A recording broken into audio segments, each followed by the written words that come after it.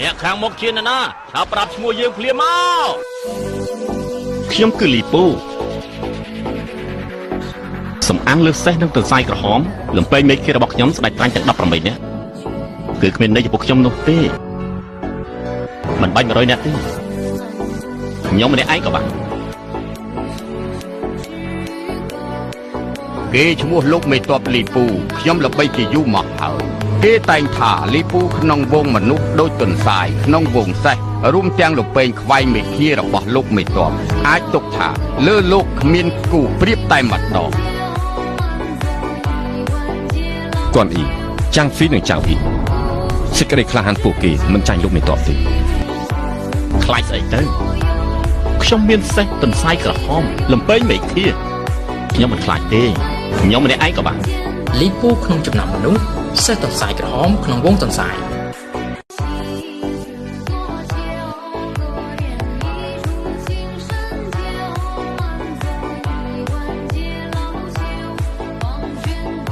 កម្ពុជាមនុស្សលីពូ